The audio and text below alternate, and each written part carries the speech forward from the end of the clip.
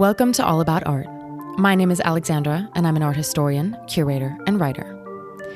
Within this podcast, topics relating to art history, cultural policy, the art sector, as well as a large range of other art-related topics will be covered. Conducting critical discussions, having entertaining exchanges, or just enjoying some relaxing chats, All About Art is where you'll find it all. Join me in exploring and developing cultural discourse.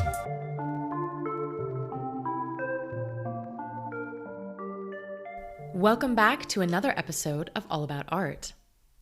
In this episode, I sat down with rising star in the world of painting, Lindsey Jean McLean. Lindsey studied at the Glasgow School of Art, the Royal Drawing School, and then at the renowned Slade School of Fine Art.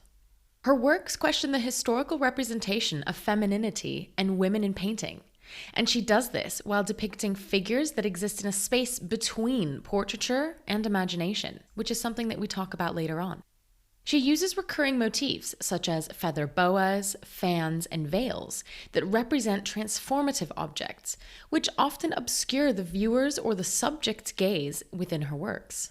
In her words, she subverts the historically patriarchal medium of oil paint to dismantle and create a new space to view femininity. I have always gravitated towards Lindsey's works, especially because of the way that they just captivate the viewer. Her works are instilled with a confidence and a power that comes out through the body language and the gaze of each subject that she depicts. Thank you, Lindsey, for telling me more about your practice, for giving your advice on how to work as an artist full-time, for opening up about important things to do as an artist, to collaborate and to further your career, and for everything else. Before I dive in, I wanted to let you lovely listeners know that All About Art is on Patreon. So if you want some behind-the-scenes content, maybe a bit of merch, the chance to get one-on-ones with me and my guests, or you're simply wanting to support this project, I would be absolutely thrilled if you decided to sign up. You can do so through the link in the show notes. I also wanted to say thank you to those who have already signed up. Your support means the world, and it makes the further production, improvement, and growth of the podcast possible. And for that, I'm incredibly grateful. And now, on to the interview. So, Lindsey, thank you so much for being here with me today. I'm just going to dive right into the first question because I would like to give the listeners an idea of your background and your education. You studied at the Slade School of Fine Art, which is known as one of the best art schools in the UK. Tell me more about that experience and how do you think that your MFA has impacted your practice? So basically, I did my BA in painting at Glasgow School of Art, and I did that from 2009 till 2013. So that was before the first fire, if you heard about that. So no, I haven't. Glasgow School of Art burnt down. Oh my God. It was really sad because the Macintosh building, so it's world-known building, was the Macintosh building, and it burnt down like the year after I left. Oh my God, the year after you left? Yeah, so I was extremely lucky. Yeah. Because I got to like be in this purpose-built studio space. Yeah. And it was stunning. It's like worth looking at like images of it. But that's besides the point, because that is a little bit more about Glasgow School of Art. Yeah. But then I went on to do drawing year at the Royal Drawing School, and that was straight after my BA. So I moved down to London to do that. Yeah. And then kicked around London for a couple of years after that, just like painting and like figuring stuff out. And then went to the Slade for my MFA. Yeah. Which was, well, it was really strange. Was it? Yeah, because COVID happened. Oh yeah, of course, of course. I mean, it was like interesting before, like there was lots going on, but it was in my first year that it all kicked off. So in your first year? Yeah, my first year in the MFA, which is a 2-year course. Okay. So the end of my first year, I was in Edinburgh, staying like at my partner's family's house. Yeah. and just like in a room on my own, Yeah. you know, talking to people on Zoom. My God, we were all sort of displaced a little bit during the Yeah. pandemic. I was in Austria for like 6 months, and I was doing my MA in, you know, at Goldsmiths, but Yeah. in Austria from a tiny room, again, talking to people on Zoom. It's, yeah. It was not what I expected. Yeah. But actually it was quite good for me Yeah. because I really focused. Before that, I was working a lot of jobs. Yeah. I was working at an art shop, and also I was teaching.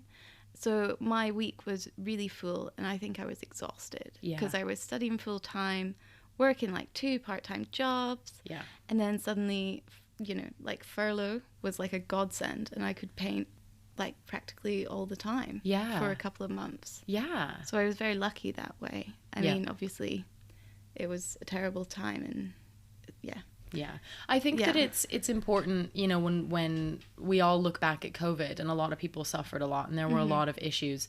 And I think it's good when we look back at the positive things that came out of that as well. Like, I can also say that I was also, to be honest, I was kind of nearing burnout at the point that I was bringing myself, when I was Yeah. studying full time and working part time and doing various projects on the side. And then I also had various extracurricular activities, like I was running a society and I was taking an extra language course because I just decided that that's what I needed to do. Yeah, lots of stuff. Yeah. And then I just thought, like, when then lockdown hit and whatever, like, everyone was really afraid, and it was a really hard decision for me to then go back to Austria and things like that. But to be honest, in hindsight, I do think that alleviated me from a lot of that quote unquote hustle that I was trying to really, I think it's quite a typical thing in the arts, isn't it, to do that? I think so. Yeah, I think you're totally right. I remember the moment when I realized that it was going to change. Yeah. Like, I was trying to take one thing from another studio to this studio here, like from the Slade, trying to do too many things in a day. I remember just like someone saying, like, look, everything's going to shut down. You're not going to go to work next week. So there was so much going on. And I just remember it all just shifting. And it was so surreal. Yeah, absolutely. Yeah. And when did you know that you wanted to be an artist? And then how did you go about approaching that career, you know, since that realization? There wasn't like a particular point I can pinpoint. I was quite lucky because my dad went to art school. So it was never like seen as something unusual to do. Like, it wasn't like you can't go to art school. It was always like a possibility. Yeah. And he had lots of friends that were also from art school. So I was surrounded by people who had been artists and painters like all their lives, and they'd done it. And like, you know, some of his friends have been successful, some have not. But when I say successful, I mean in terms of like making that to be the only thing that they do. Yes. Yeah. Because I think that's not the only way to measure success. Yeah. Especially in art. And I was always just really inspired by like people like my dad's age making all this stuff and still doing it. Yeah. Yeah. There was never a time when I remember it always was like something I was interested in. Yeah. And so can you tell me a little bit more about your practice now and what the main themes are that you reference in your work? Because for those who aren't familiar, Lindsey's paintings often depict vibrantly colored female figures, and they feature objects such as snakes, feather boas, and fans. Yeah. So can you go into further detail as to why you gravitate towards that type of subject matter? Actually, going back to like being in that room and not being able to go to the studio at the Slade and everyone being in lockdown. Yeah. I was just making watercolors. So these watercolors were very small. Yeah. So they were like the size of a playing card. Okay. Like one you play cards with. But in lockdown, you were doing watercolor. Watercolor, because I wasn't in my own space. Right. I wasn't in a studio. And I was very aware that I was a guest here. So what happened is I was just making all these small, tiny paintings, and I was just letting it all just come naturally and not overthinking about it. And it felt low stakes because it was so small and it was watercolor and it wasn't a huge investment financially.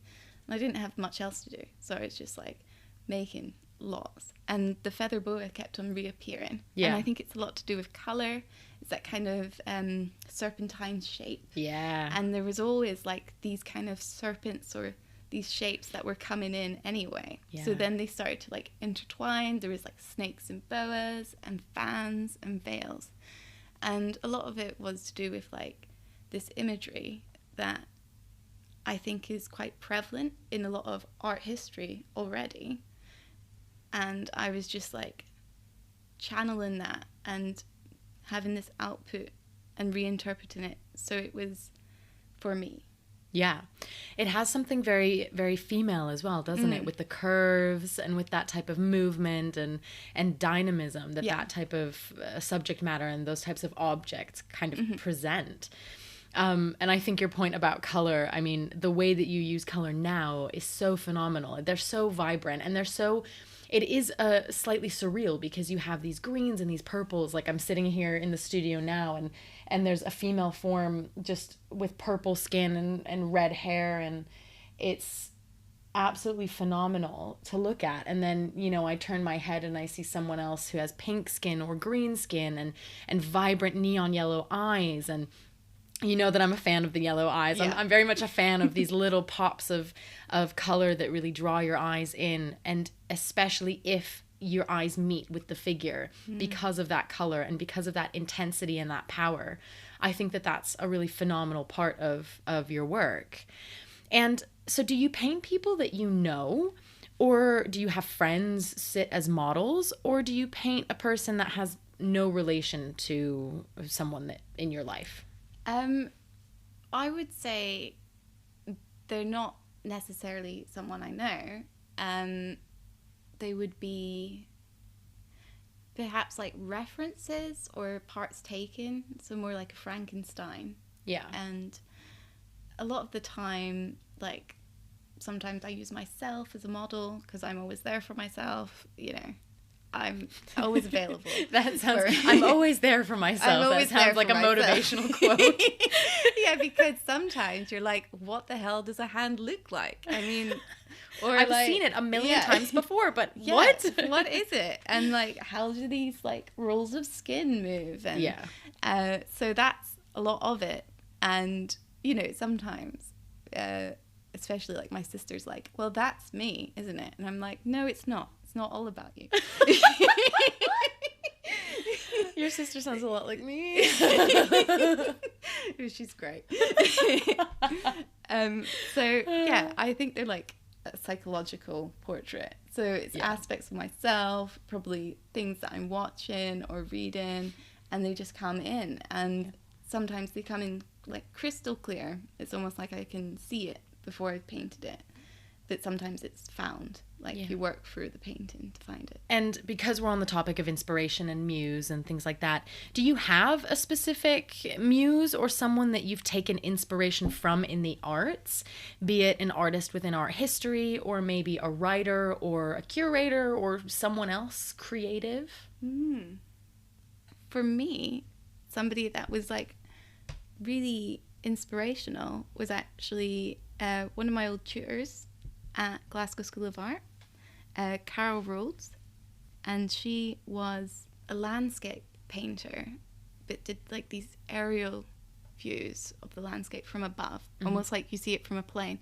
And there was these beautiful, subtle planes of colour, and she was just like so accomplished at what she did. And the way that she taught as well, she always had enough time for you. She listened to you, and I just like wanted her life because she had this fantastic life. She'd been painting all her life. You know, she was a tutor. You know, I just felt like it looked great, and that's what I wanted to do, just to like paint and get to do that all the time and talk to people about it. And you can't underestimate the importance of a role model. I think that it was the same with me. It was a teacher who inspired me. He was an artist, and he taught art history at the high school that I went to. I mean, I don't think I considered studying art history or going into the arts until he taught me.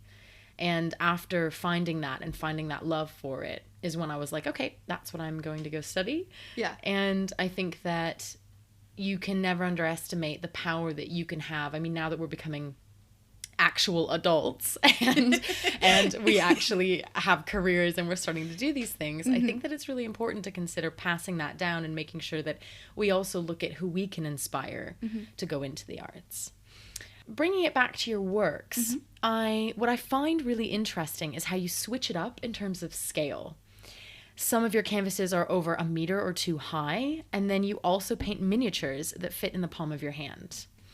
One work that I specifically fell in love with was the painting that you did within a vintage metal cosmetics case. I absolutely adore that. You know it. And so I was wondering, can you go into further detail on why you work in those extremely different sizes and also how you go about navigating that? So in terms of scale, the compact is like unusual because it is an object and it's in between a painting and a sculpture, and it's quite personal. And I think is in a lot of ways the compact has a lot to do with the smaller paintings, which I like to pick them up. I think they're tactile in a lot of ways. I know people don't want to pick up paintings. It's like not the done thing. Yeah. I mean, when I was here the first time in your studio and you were like, pick them up. And I was like, no. I'm like, they won't. You were like, pick them up. Fine. Calm down. They're not gonna be destroyed just by touching them. Yeah. You know, people freak out about them, and they are obviously precious, but they're robust. They're made of oil paint. They're fine. But the compact, when you open it up, it has that moment of revealing, which I quite like, because I think in a lot of my paintings there's like lots of layers and things being revealed through lots of different ways. And then when it comes to the larger paintings, it's more to do with like the brush stroke and the movement and energy, and I want you to be like encompassed by the painting. Like I want you to feel like you could almost be engulfed by some of them, and it's just such a different feeling. One is like very public. The big paintings are like for public spaces, which would like bring together a show. And then the small ones are personal. They feel like, you know, you could just pick them up, you can move them around, you could travel with them. They're like for domestic spaces, I suppose. Yeah. And do you feel like when you move from the smaller scale to these larger scale pieces, do you feel like you have to adjust the way that you place the paint on the canvas, or the way that you actually think about your compositions? Or are they very much what you can do on small scale, you can do on large scale? Sometimes with compositions, you can directly quote from each painting. Yeah. But not with all. And a lot of the kind of gestural kind of brushstrokes, it's hard to do in a smaller scale. Yeah. A smaller scale, like they're more controlled. They have like this feeling of like portrait miniatures. Have you been to like the National Portrait Museum? I haven't, but I do remember back when I worked at Sotheby's how we had sales of miniatures. And so we just had tons and tons and tons of these different miniatures and these different portraits. Which are all anonymous. Yeah. They're just like random people to us now. But they're beautiful. They're beautiful, and they're like loved objects. Yeah. And in Edinburgh, we have a portrait museum too, National Portrait Museum. And it is something I remember going to and just loving. Like these tiny little precious things, and they're just like on ivory, and they're in like little cases, and they get opened up. Yeah. And I just loved that so much. So I think that's where a lot of it comes from too. We were talking earlier about how you got into the arts and about your dad and the aspect of success and how you define success. And I wanted to ask you, are you a full-time artist, or do you have a job on the side? So I do have a job on the side. I work in an art shop called Cornelison's and Son, and that's in London. It's like a really old art shop. It's one of the oldest art shops in, I think, the UK. It's really nice. It's beautiful. That sounds like an amazing part-time job, and it's ideal for an artist. I think when you and I spoke, you said it was 1 day a week. What a great part-time job. Ideal for an artist. And that must mean that you make a living off of your art for the most part, which is absolutely amazing. So on top of that, I want to ask, are you represented by a gallery, or do you have a dealer, or how do you go about your art sales? Yeah, so art sales are really complicated and hard to figure out, especially when you've just graduated. And right now I'm not like represented by a gallery, like contracted, but there's galleries I work with, and it's more casual, which is really nice because sometimes I have friends that have a gallery that represents them, and it means that they're tied to this and they can't do other things, so they can't do other opportunities. But I think if you find like the right gallery that like will grow with you and like will let you grow your art practice as well, then it's like definitely a great thing. Art sales, like sometimes I do them like personally, so like 1-to-1, and a lot of the time smaller works sell, and that's really good to like keep you going financially because you don't know when the big sales will come. Yeah. And yeah, so they're like more likely to happen. And what I like is because of that difference in scale is that lots of people can have my art. And like, it's not just if you have a huge amount of money. It could be somebody who loves art but can't spend thousands of pounds. Me. Yeah, absolutely. Yeah. And it's really meaningful, I think, that you have, because from a collector's point of view, because I'm not only an art historian and someone who works in the arts, I collect art. And I love to collect from younger artists, more specifically female artists. And I was thinking recently, I was like, oh my God, Alex, you have so many prints. And there's nothing wrong with having prints, but you want to move into different mediums. Like, I'm incredibly interested now in collecting sculpture and in collecting canvases. Mm-hmm. And I think that having a smaller scale allows people who want to buy paintings, which generally run at quite a bit of a higher price point than prints, to collect paintings that mean a lot to them from an artist that means a lot to them. Yeah. And so I think that that's a really phenomenal way to do it, and to kind of, I think that it's not easy to work on those different scales like you do. I know that a couple of artists have voiced it to me, at least in studio visits when I've been chatting with them, to kind of find that happy medium between what's sellable and what they want to do, or if they want to then scale it down or make it bigger, how they kind of go about that. And so I think you finding that happy medium is really, really amazing. Yeah. And it's also quite instinctive because sometimes it's just small paintings I want to do. Yeah. And then it's never like, oh, I have to do this one like this way. Intuitively, I come to them. So what I like about it is that I'm not necessarily being told what to paint as well. And it's quite free. It's quite liberating. So I think both scales work really, like I enjoy them quite a lot. And I do want people to see them. I want people to not treasure them, because that makes me sound weird. I want them to like have the experience that I have with other people's artwork that I own, which is just like, I love it. And I just like feel so happy when I look at it and I see like new things in it each time. And it does change. Yeah. Yeah. And oil painting's like pretty cool for that. Yeah, it really is. It really is. Going off of my previous question, what is a tip that you would give an emerging artist to approach collaborations with galleries or possibly selling their work? I think definitely good to go around galleries and have a look at what shows they're putting on. Yeah. And see if it's a good fit for you. Because you could want to work with a gallery, but you might not fit with what they're showing. So I think the best thing is to do a bit of research and see who fits with you. And like if their vision is like shared with your one. Also, I hate to say it, but Instagram's really good for it. Yeah, I know. For now. Yeah. I mean, like in the future, maybe not, but you know, it's quite, in a lot of ways, it's quite a low risk way of putting yourself out there if you like can have a healthy relationship with Instagram. Yeah. Because it's not real life. It's just, you know, Absolutely. Yeah.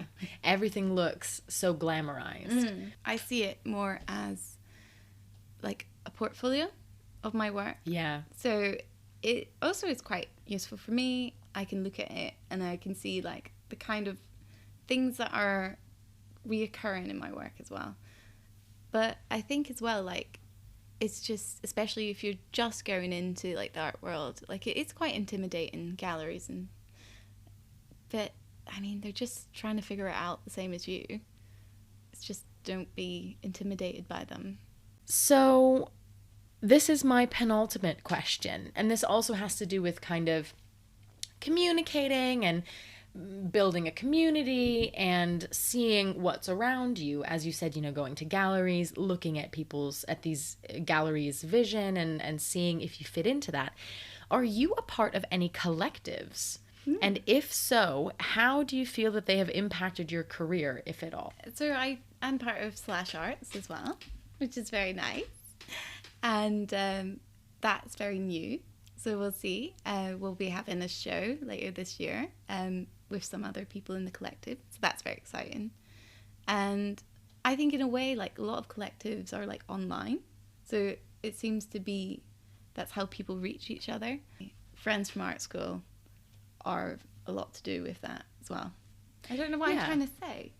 Well, I think that when you have people around you who really understand what it is to make art, you can talk about things and it's kind of on the same wavelength. Whereas I think, if you would talk to me about it, it would be a bit different because I have different perspectives and a different view on the arts because of my education and my work experience and my position within the arts.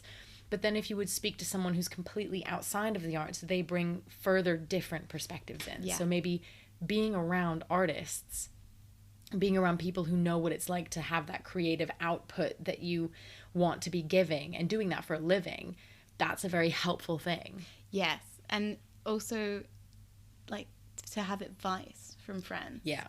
Because sometimes you just need to sound things off them. So it could be in terms of like what you're making. You could be like, is this wrong? And they're like, no, it's fine. Or they could be like, this needs to change. So that's what you need. Sometimes you need somebody who'll be frank with you. Yeah, absolutely. That's really helpful. But also, you do meet people as well who do work in the arts, who are not necessarily artists. And those people that, if they are willing and if they are generous and they will like tell you a lot about what they know, that's when you listen as well, because then you'll learn a lot that way. So it's like a lot of like listening to your friends and to people who like work in the arts and just take it in. I think that's the most helpful thing for me. Absolutely. On that note, I have one last question, and I'm going to end on a bit of a fun one. Okay. If you could have dinner with one artist from art history, who would it be and why? Oh, that is such a hard one because there's so many people, isn't there? Yeah. But I always ask my guests this question, and I don't think I could answer it myself. Does it change each day? Are you like, this week I would love to have dinner with I don't know who? Absolutely. Not Pablo Picasso. No way. No. I don't want to have dinner with him. No. Sorry. But so I think the first person who came to mind for me was Francis Bacon. Oh. Because he would be so much fun. Yeah. And he would probably get me wasted. And we'd have the best food. And I feel like he would just say things and I'd be like, that's so sincere and so deep. And then I wouldn't know what he said like 2 minutes later. And it would be so much fun. Honestly, I feel like I have a different idea of Francis Bacon to you. Yes. What's your idea? I feel like he'd be really dark and ominous and really. That's fun. Okay.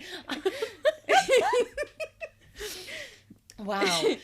What, do you think he'd be moody? Yeah. No, he'd be so much fun. I think he'd be flippant. I think he'd be like, whatever. Yeah, but I think he might leave me with existential dread. I think he, like, at the end of the conversation, I'd be like, Okay, well, life has no meaning. Yeah. Cool. Let's get drunk. Yeah, maybe that's it. Yeah. Maybe, yeah, I think it'd be a roller coaster. All right, well, on that note, Lindsey, thank you so much for coming on the podcast and for chatting with me and giving insights into your practice, into your career. And yeah, I really appreciate it. Thank you so much. I've really enjoyed it. And that is it for today on All About Art. If you enjoyed this episode, please leave me a rating or a review, as it helps more people discover the show. Also, feel free to share with your friends, or if you share on social media, tag me and get in touch. Thank you so much for listening.